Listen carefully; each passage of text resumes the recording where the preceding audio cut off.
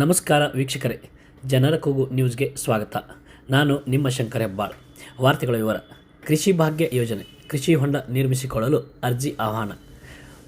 ಮುದ್ದೇಬಿಹಾಳ್ ಸನ್ 2025-26ನೇ ಸಾಲಿನಲ್ಲಿ ಕೃಷಿ ಭಾಗ್ಯ ಯೋಜನೆಯಡಿ ರೈತರು ಹೊಲಗಳಲ್ಲಿ ಕೃಷಿ ಹೊಂಡ ನಿರ್ಮಿಸಿಕೊಳ್ಳಲು ಕೃಷಿ ಇಲಾಖೆಯಿಂದ ಅರ್ಜಿ ಆಹ್ವಾನಿಸಲಾಗಿದೆ ಎಂದು ಕೃಷಿ ಇಲಾಖೆ ಸಹಾಯಕ ನಿರ್ದೇಶಕ SD ಬಾವಿಕಟ್ಟಿ ತಿಳಿಸಿದ್ದಾರೆ. ನಾನು ಸುರೇಶ್ ಬಾವಿಕಟ್ಟಿ, ಸಹಾಯಕ ಕೃಷಿ ಮುದ್ದೇಬಾಳ. ನಮ್ಮ ಮುದ್ದೇಬಾಳ ಮತ್ತು ತಾಳಿಕೋಟಿ ತಾಲೂಕು ರೈತ ಬಾಂಧವರು ವಿನಂತಿಸಿಕೊಳ್ಳೋದೇನೆಂದರೆ 2025-26 ಸಾಲಿನಲ್ಲಿ ಕೃಷಿ ಭಾಗ್ಯ ಯೋಜನೆ ರೈತರಿಗಾಗಿ ಕೃಷಿ ಹೊಂಡವನ್ನು ಸಹಾಯದಲ್ಲಿ ನಾವು ಇದು ಯೋಜನೆಯನ್ನು ಸರ್ಕಾರ ಹಮ್ಮಿಕೊಳ್ಳಲಾಗಿದೆ. ಹಾಗಾಗಿ ರೈತ ಬಾಂಧವರು ತಮ್ಮ ಜಮೀನಿನ ಕ್ಷೇತ್ರವನ್ನು ಆಧರಿಸಿ 12 ಮೀಟರ್, 15 ಮೀಟರ್, 18 ಮೀಟರ್, 21 ಮೀಟರ್ ಅಳತೆಯ ಕೃಷಿ ಹೊಂಡಗಳನ್ನು ಮಾಡಿಕೊಳ್ಳಬಹುದಾಗಿದೆ.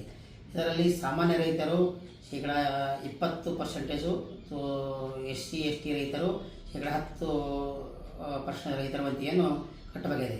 ಇದು ಪ್ಯಾಕೇಜ್ ಮಾಡೆಲ್ನಲ್ಲಿ ಹೊಂದಿರುತ್ತದೆ. ರೈತ ಬಾಂಧವರು ತಾವು ಸಂಯುಕ್ತ ರೈತ ಸಭೆಗೆ ಬಟ್ಟು ತಮ್ಮ ಆಧಾರ್ ಕಾರ್ಡ್ ಮತ್ತು ಉತ್ತಾರೆ ಪಾಸ್ಬುಕ್ಗಳು ತಂದು ಕೃಷಿ ಅಧಿಕಾರಿ ಭೇಟಿಯಾದಲ್ಲಿ ತಮಗೆ ಯಾವ ಅಳತೆಯ ಕೃಷಿ ಹೊಂಡವನ್ನು ಮಾಡಿಕೊಳ್ಳುತ್ತಾರೆ ಎಂಬುದರ ಬಗ್ಗೆ ತಿಳಿಸಿದಾಗ ತಮಗೆ ಆಯ್ಕೆಯಾದಲ್ಲಿ ತಮಗೆ ತಾವು ರೈತರು ಡೀಸೆಲ್ ಇಂಜಿನು ಮತ್ತು ತಾಳಪತ್ರಿ ಈ ಹೊಂಡಕ್ಕೆ ಹಾಕಿಕೊಳ್ಳೋ ತಾಳಪತ್ರಿಯಾಗಿ ಶೇಕಡ 20 ತಮ್ಮ ರೈತರ ವಂತಿಕೆಯನ್ನು ಪಾವತಿಸಬೇಕು. ಹೊಂಡ ಪೂರ್ತಿ ಮುಗಿದ ನಂತರ ಅದಕ್ಕೆ ತಂತಿ ಬೇಲಿಯನ್ನು ಹಾಕಿಕೊಳ್ಳಬೇಕು. ಇದಕ್ಕಾಗಿ ತಂತಿ ಬೇಲಿ ಮತ್ತು ಡೀಸೆಲ್ ಇಂಜಿನು ಪ್ಲಾಸ್ಟಿಕ್ ಹೊದಿಕೆ ಮಾಡಿದಲ್ಲಿ ಪ್ಯಾಕೇಜ್ ಮಾಡಲೇ ಆಗಿರ್ತದೆ.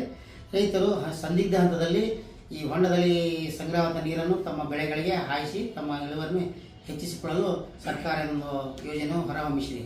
ಆದ್ದರಿಂದ ತಾಲೂಕಿನ ಎಲ್ಲ ರೈತ ಸಭೆಗಳು ಸಮೀಪ ಮುದ್ದೇಬಾಳ ರೈತ ಸಭಾರ್ಗೀಯರ, ದಾವಣಗೆರೆ ರೈತ ಸಭಾರ್ಗೀಯರ, ನಾಲತ್ತೋಳ ರೈತ ಸಭಾರ್ಗೀಯರ, ತಾಳಿಕೋಟೆ ಕೃಷಿಕರು ಭೇಟಿಯಾಗಿ ತಮ್ಮ ಉತ್ತಾರೆ ಅಂತಂದು ತಮಗೆ ಈ ಸರ್ಕಾರ ಸೌಲಭ್ಯ ಪಡೆಯಲು ವಿನಂತಿ. ಹೆಚ್ಚಿನ ಮಾಹಿತಿಯಾಗಿ ತಾಲೂಕಿನ ಸಹಾಯಕ ಕೃಷಿ ಕಚೇರಿಯಲ್ಲಿ ಭೇಟಿಯಾಗಿ ಮಾಹಿತಿ ಪಡೆಯಲು ರೈತ ಬಾಂಧವರು ಈ ಮೂಲಕ ವಿನಂತಿಸಿಕೊಳ್ಳಲಾಗಿದೆ. ಧನ್ಯವಾದ. ನಮಸ್ಕಾರ.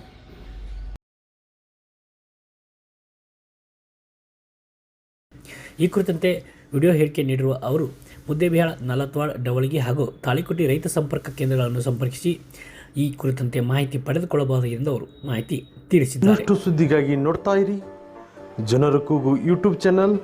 ಇದು ನಿಮ್ಮದೇ ಧ್ವನಿ. ಸಬ್ಸ್ಕ್ರೈಬ್ ಮಾಡಲು ಮರೆಯಬೇಡಿ.